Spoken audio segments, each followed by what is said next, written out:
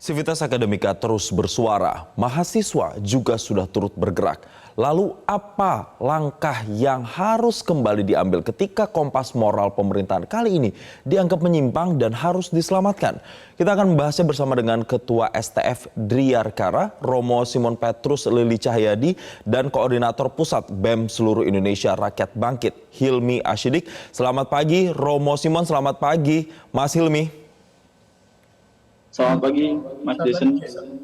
Baik, terima kasih telah bergabung bersama kami. Mungkin saya pertama mau ke Romo Simon. Romo, belakangan pemilu kita diwarnai dengan narasi keberpihakan, ketidaknetralan, etika, bahkan kecurangan.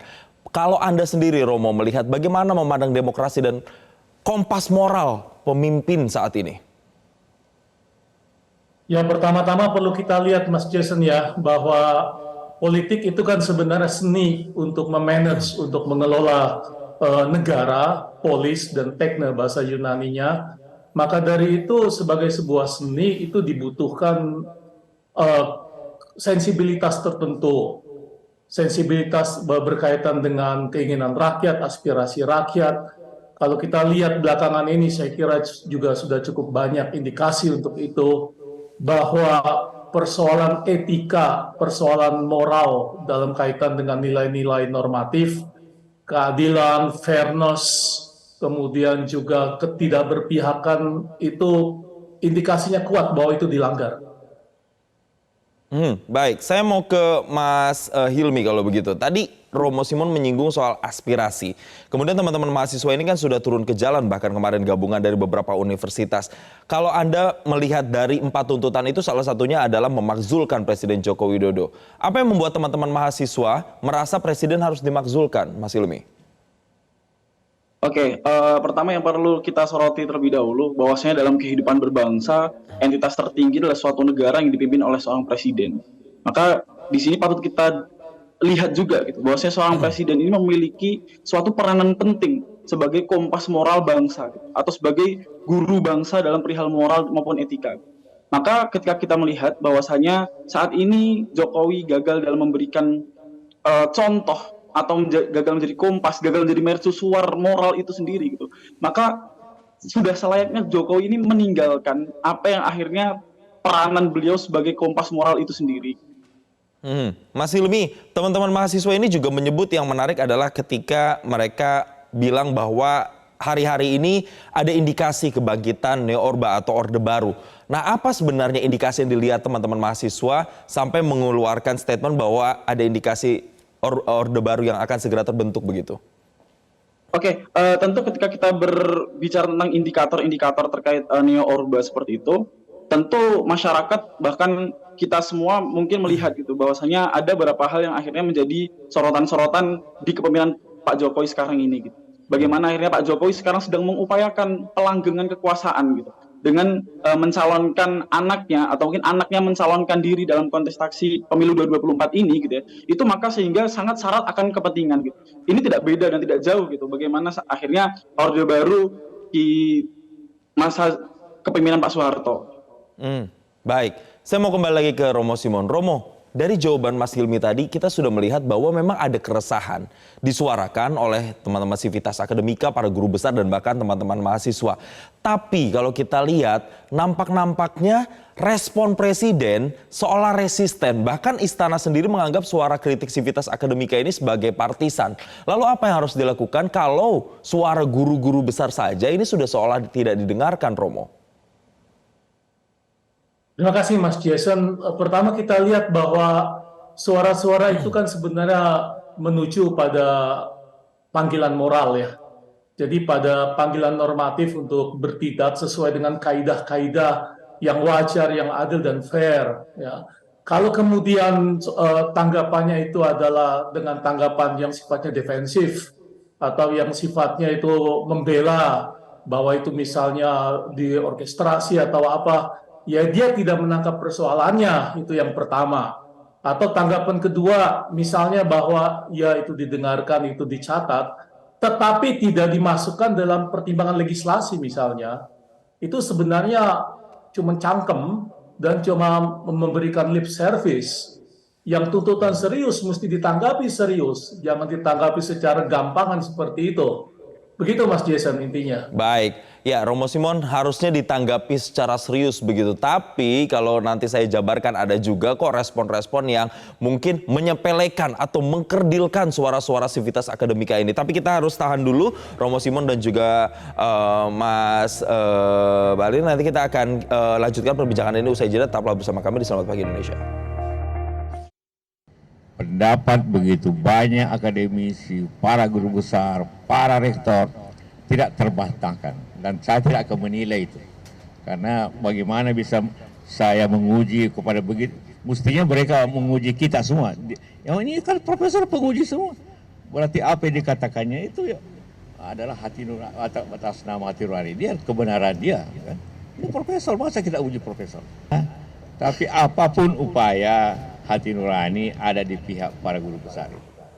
Pemirsa, sepanjang sepekan terakhir atau tepatnya dari tanggal 31 Januari sampai 7 Februari 2024 saja tercatat sudah ada 30 universitas yang menyampaikan seruan mereka baik melalui petisi, manifesto ataupun bentuk lainnya yang berisi tuntutan dan desakan untuk mencegah terjadinya kemunduran-kemunduran dalam berdemokrasi. Nah, seruan untuk menjaga demokrasi dan teguran agar Presiden bisa bersikap tetap netral ini seakan tidak lelah untuk terus disuarakan oleh para Civitas Akademika meskipun mereka kerap kali dituduh sebagai partisan. Kita lihat pemirsa beberapa data dan faktanya berikut ini kami ulas kembali bahwa ini tadi ya datanya sudah ada 30 universitas yang menyuarakan, setidaknya ini yang kami catat dari tanggal 31 Januari sampai dengan tanggal 7 Februari 2024 ini. Dari mana saja mereka? Kita lihat ada 3 diantaranya yang kami himpun di sini pemirsa. Yang pertama adalah dari kampus Universitas Gadjah Mada. Pada tanggal 31 Januari 2024 kemarin melalui petisi Bulak Sumur. Mereka menyuarakan adanya menyesalkan tindakan-tindakan yang menyimpang yang justru terjadi dalam masa pemerintahan Presiden Joko Widodo yang juga merupakan bagian dari keluarga besar Universitas Gadjah Mada. Petisi Bulak Sumur ini dibacakan oleh guru besar Universitas Gadjah Mada Profesor Kunchoro yang juga dalam beberapa kesempatan ini menyampaikan sebetulnya kritikan ini juga sebagai bentuk kepedulian agar Presiden bisa kembali berpolitik tapi juga tetap menyampaikannya secara etika dan moral yang berlaku bukan hanya sebatas pada aturan hukum yang ada. Kemudian yang kedua ini dari Universitas Indonesia pada tanggal 3 Februari kemarin mereka para guru besar menyatakan bahwa negeri kami nampak kehilangan kemudi akibat kecurangan dalam perebutan kuasa, nihil etika dan menggerus keluhuran budaya serta kesejatian bangsa.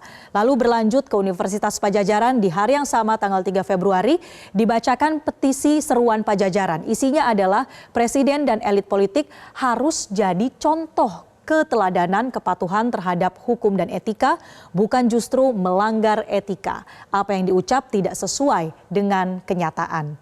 Tidak hanya dari publik dalam negeri atau dari Civitas Akademika ini saja pemirsa, tapi juga mendapatkan sorotan dari dunia internasional. Sikap ketidaknetralan dari Presiden Joko Widodo ini disorot oleh beberapa media asing seperti dari 2 pemberitaan kanal media ini pemirsa yang ditulis oleh Straits Times dan juga CNA.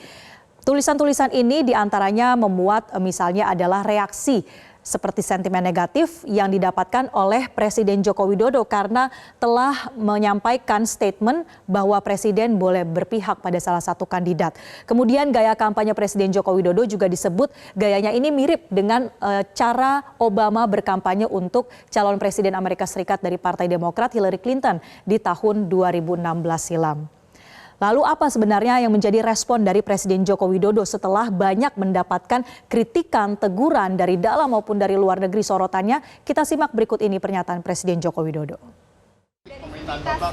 Ya itu hak demokrasi, setiap orang boleh berbicara, berpendapat, silahkan. Ya, pemirsa, sebagai Presiden Joko Widodo tentunya akan terus mengatakan menghargai hak berdemokrasi dan berbicara setiap orang.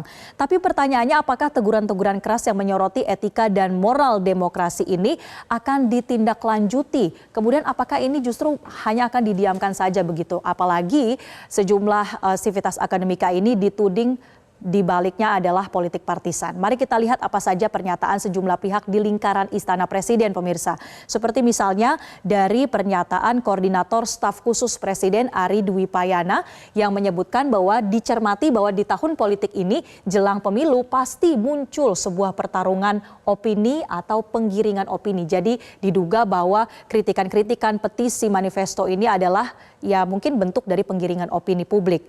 Kemudian dari Menteri Investasi Bahlil Lahadalia bahkan mengatakan dengan tidak ragu bahwa ini adalah sebuah skenario. Kita sudah paham sebagai mantan aktivis. Dan yang ketiga, pemirsa, dari Staf Khusus Presiden pula, Billy Mambrasar, ia mengatakan bahwa itu atau kritikan itu hanyalah 0,0 sekian %, kecil sekali dan tidak representatif. Jadi pemirsa, kira-kira sampai kapan seruan-seruan dari publik ini akan kemudian didengar dan ditindaklanjuti oleh Presiden Joko Widodo? Pembahasan selanjutnya saya kembalikan ke rekan Jason Sambo. Silakan Jason. Baik, itu juga menjadi pertanyaan kita bersama. Saya mau tanyakan langsung lagi kepada Romo Simon dan juga Mas Hilmi begitu ya. Pertama saya mau ke Romo Simon lagi. Romo, tadi dikatakan ada, kalau Pak Presiden kan bilangnya itu kan hak berdemokrasi, suara-suara sivitas akademika yang makin nyaring begitu sekarang. Kemudian ditanggapi Istana, dibilang ini adalah suara partisan, dibilang lagi oleh Bahlil Lahadalia ini skenario, dibilang lagi oleh Staf Khusus Presiden Billy Mambrasar bahwa ini tidak representatif suara-suara dari para sivitas akademika. Apakah tindakan dan respon ini seolah mengkerdilkan suara-suara dari sivitas akademika? Ya Jason, itu persis yang tadi saya katakan pada bagian pertama. Respon seperti itu pada dasarnya bersifat defensif. Ya, itu mau bertahan seperti itu. Tapi kalau kita lihat inti perkaranya semua sama. Soal pelanggaran etika, soal pedoman moral, ini kan persoalan serius. Nah, persoalan serius mesti ditanggapi serius. Itu yang saya maksudkan, tidak bisa hanya kemudian dikatakan ya itu hak demokrasi, kami catat, karena persoalan serius membutuhkan konsekuensi yang serius. Berkaitan dengan etika itu persoalan serius, berkaitan dengan moral itu persoalan serius. Bagaimana sebuah negara misalnya kalau tidak punya fundamen etis atau fundamen moral, Pancasila misalnya itu kan fundamen moral, bagaimana sebuah negara misalnya dalam persoalan Pancasila tidak ditanggapi serius.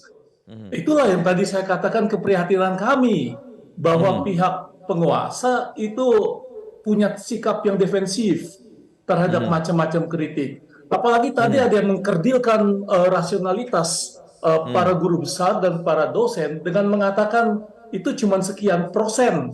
Ya. Lah sekian persen bagaimana menghitungnya? Persoalan moral tidak bisa dipresentasikan.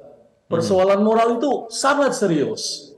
Maka dari itu tanggapan-tanggapan seperti itu pada saya menghina rasionalitas. Terima kasih. Menghina rasionalitas, itu catatan dari Romo Simon. Saya sekarang mau ke Mas Hilmi. Mas Hilmi, selain suara sivitas akademika yang dalam tanda kutip ini tidak didengar begitu atau diabaikan, tapi kemudian ada juga bentuk intimidasi. Kalau saya kutip lagi, kemarin ada Ketua BEM Unpad yang kemarin sempat diretas WhatsApp-nya, BEM UI yang pemilihannya diwarnai intimidasi, dan bahkan ada teman-teman Universitas Trilogi yang juga bahkan digeruduk preman.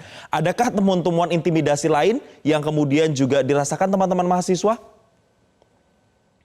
Oke, tentu ini mungkin yang tadi disampaikan oleh Romo benar sekali ya. Ini salah satu upaya-upaya defensif dari negara sendiri itu dalam menanggapi tanggapan-tanggapan masyarakat ataupun publik ketika mengetahui apa yang dilakukan oleh pemerintah sekarang ini sudah keluar dari koridornya. Tentu intimidasi-intimidasi itu sangat biasa dan sangat sering kita temukan gitu, sebagai seorang mahasiswa ketika ingin menyuarakan hal-hal yang akhirnya kita ingin mengingatkan kepada pemerintah bahwasanya pemerintah harus kembali ke koridor yang benar, ke koridor demokrasi seperti itu. Seperti yang mungkin kawan-kawan kita di Unpad, kawan-kawan kita di UI, kawan-kawan kita di Trilogi, kawan-kawan kita di kampus-kampus lain gitu. Itu sangat biasa ketika kita mengupayakan sesuatu, ada intimidasi-intimidasi dari pihak-pihak yang kita tidak tahu berasal dari mana, hadir mengintimidasi seolah-olah bahwasanya apa yang telah kita katakan, apa yang telah kita ucapkan ini harus direvisi dan harus sejalur dan selinier oleh apa yang dilakukan oleh para pemerintah sekarang. Baik. Cukup sering begitu ya bahkan ya intimidasi itu didapatkan oleh teman-teman mahasiswa. Tapi pertanyaan terakhirnya nanti saya akan tanya lagi, apa yang akan terjadi jika memang suara-suara ini terus dibiarkan atau tidak ditanggapi? Apakah kemudian Presiden juga harus mengambil langkah untuk meredam situasi? Kita akan bahas Romo Simon dan juga Mas Hilmi usai jeda berikut ini. Tetaplah bersama kami pemirsa di Selamat Pagi Indonesia.